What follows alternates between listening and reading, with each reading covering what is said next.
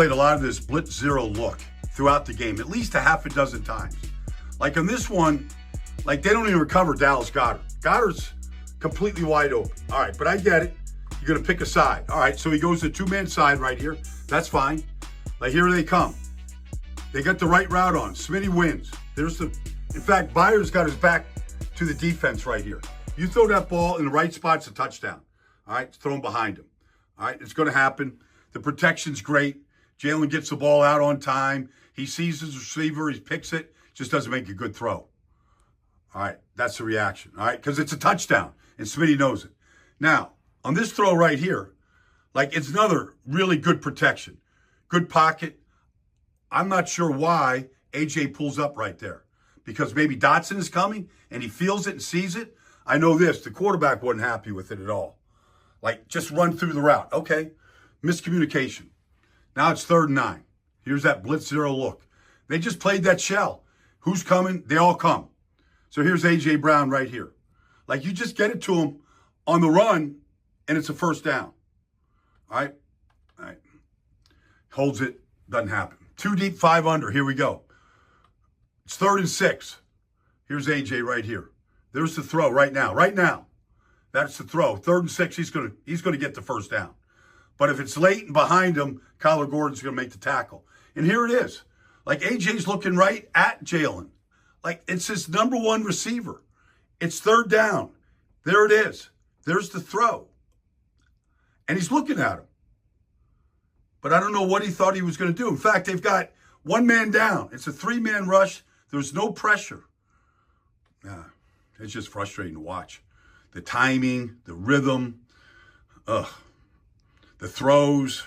All right, before we get my opinion on this, let's hear a word from my sponsor. I'll just drop the prediction markets with spreads, totals, and team outcomes. And the best part is you can combine them with player picks for bigger multipliers. Sign up today with code EAGLEAL and make a $5 fantasy entry to get $100 of fantasy bonus entries. Prediction markets are now live in 25 states, including Texas, California, and Florida. And Underdog is available in over 40 states with player picks and draft games. Prediction markets, player picks, all on Underdog. All right, man. So, look, I'm starting to think an agenda is being pushed because the first play he showed was the big play everybody was harping on. He completely missed Devontae Smith, right? And shout out to Baldy. I use Baldy breakdowns in my videos all the time, but this one wasn't it. It just wasn't it because the first one was, okay, Dallas Goedert was open. I seen people talking about that, but also Devontae Smith. The problem with that play is it's a choice route. Devontae Smith, obviously there's miscommunication on what they're going to do because it's a blitz. So I'm assuming Jalen thought he was going to sit there and then he was going to go from there. But Devontae Smith decided to keep going. And he thinking, oh, Jalen hit me right here. It's obviously a touchdown. So that voiced the Dallas Goedert thing. Yes, Dallas Goedert was open, but also Devontae Smith. We acting like Devontae Smith was double covered. There were like 3 guys open in that play. It was Dotson that was open if he waited a little longer. Then you had Devontae, who was obviously the first read, was open. And then Dallas Goedert was just left completely open.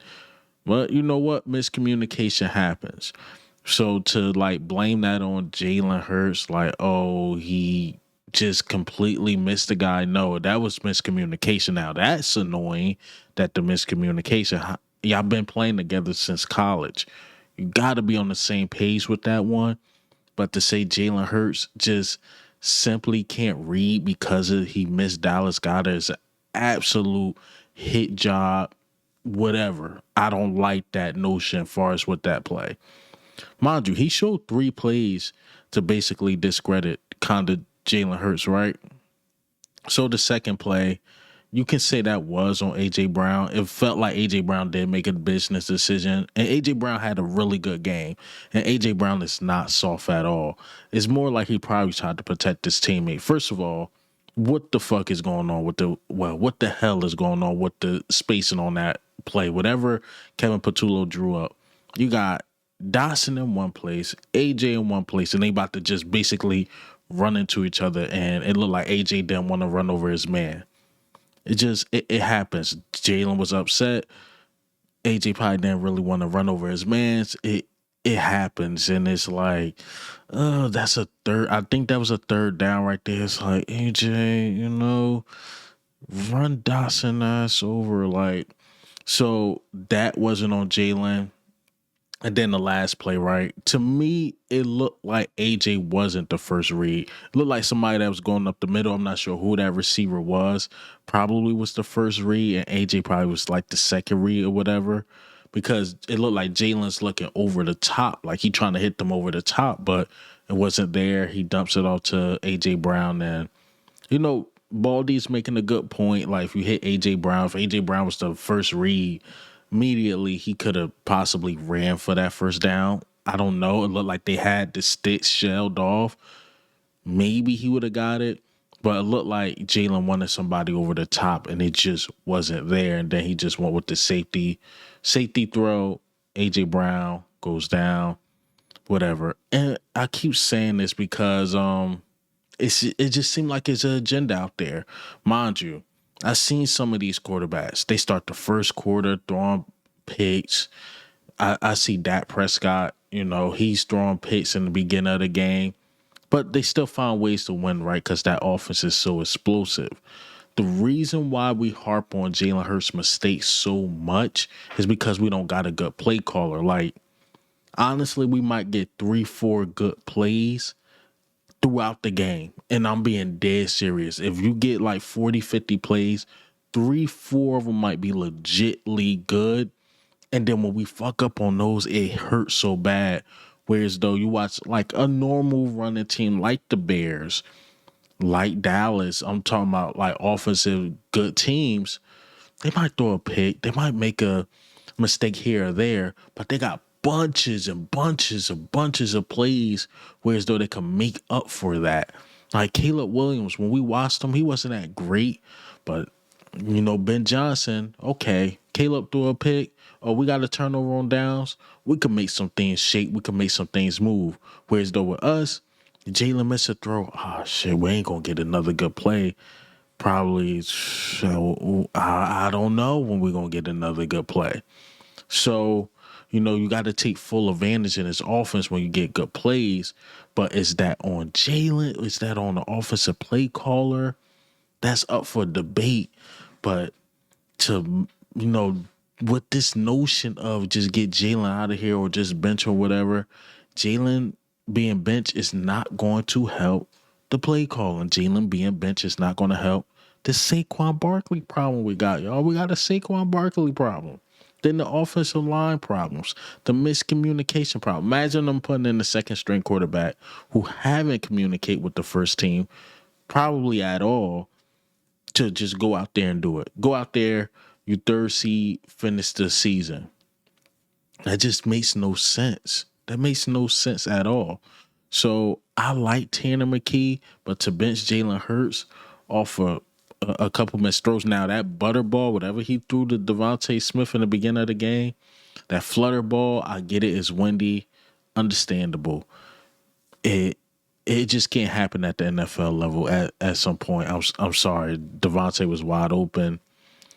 I hate that it happened.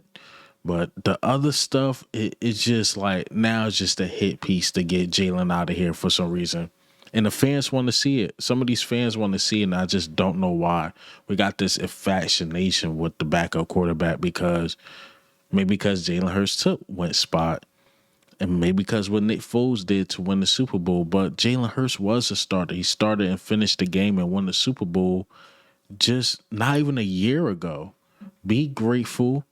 Jalen Hurts, he's that guy. He will read the tea leaves. He will go back into the lab, and he know what he got to do. Jalen know what he have to do. So y'all have to chill. He will work on it. And this is an unpopular opinion. I'm an Eagles fan that been saying, because I go to these games, we need a dome. I'm sorry, Eagles fans. I know most of us love that cold weather. It can be an advantage, this, that, and the third. But when it's not an advantage and you play another gold team, it's not an advantage, bro. I'm telling you, this team in the dome with that offensive power can make some things happen. Think about Jalen Hurts' worst games right now. Has been in that cold, windy weather, and we drafting guys from Georgia and Alabama. You gotta put a dome on that stadium, man. I I know y'all hate it. Maybe a retractable roof, good weather. You open it up, but like these windy, rainy, and this ugly weather, bro, you gotta close that dome, man. They gotta get a dome, bro. It's just simple as that. You gotta get a dome, man. Have to. But that's all I got for you guys today. Hey, man, what do you think and how do you feel, man? Is Jalen to blame for this? I don't know. I think Baldy was off on this one. But let me know in the comments, man. Maybe I'm coping. And this is Eagle Out, man. I'm out.